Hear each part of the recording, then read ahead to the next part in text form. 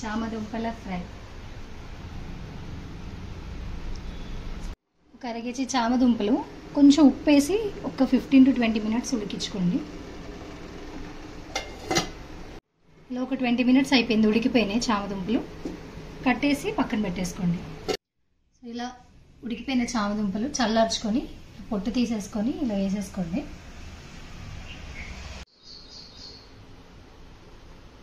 ఒక 6 ఉల్లిపాయలు, 5 వరకు పచ్చిమిరపకాయలు ఇలా సన్నగా తరిగి పెట్టుకోండి. పచ్చిమిరపకాయలు మాత్రం ఇలా చీల్చేసి వదిలేసేయండి. పొయ్యి మీద కడాయి పెట్టుకొని కొంచెం హీట్ అయ్యాక ఆయిల్ వేసుకుందాం. నేను ఒక 2 స్పూన్స్ వరకు యూజ్ చేస్తున్నాను. సో నూనెలో తాలింపు దినుసులు, జీలకర్ర, కరివేపాకు, ఎండుమిరపకాయలు వేసుకున్నాను.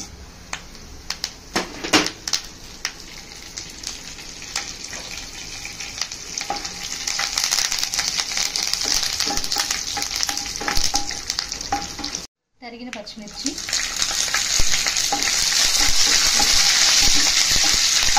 అలాగే మనం తరిగి పెట్టుకున్నాం కదా ఉల్లిపాయలు, అవి కూడా వేసేసి ఇక్కడ బాగా కలుపుకోండి.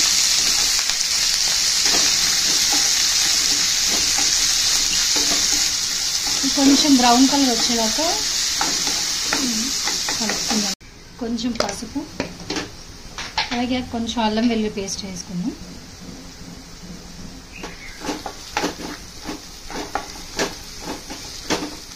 కొంచెం పచ్చివాసన పోయేదాకా అలా కలిపేసి మూత పెట్టేద్దాం.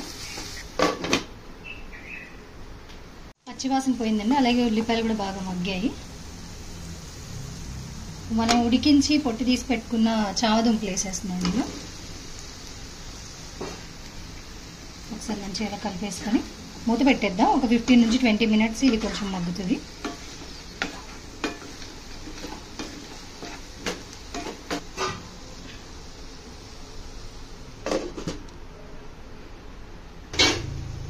కొంచెం సాల్ట్,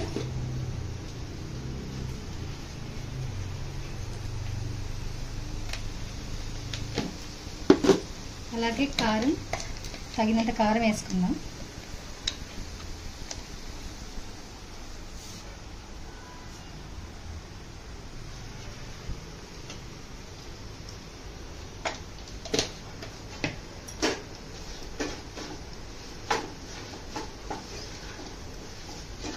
సో ఇలా మంచిగా కలిపేసుకొని మళ్ళీ కాసేపు మూత పెడదాము.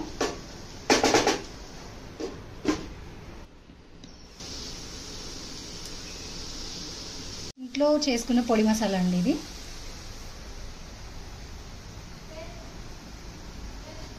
సో ఆపేసి 5 నిమిషాల ముందు ఇది వేసుకుందాం.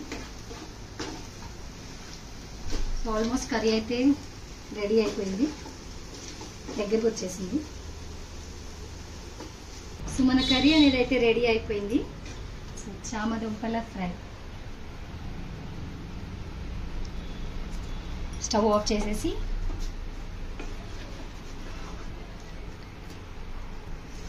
సో మంచిగా వేడి వేడి అన్నంలో సర్వ్ చేసుకొని తినండి. టేస్ట్ చేసి మాకు కూడా చెప్పండి కమెంట్లో ఎలా ఉంది అనేది.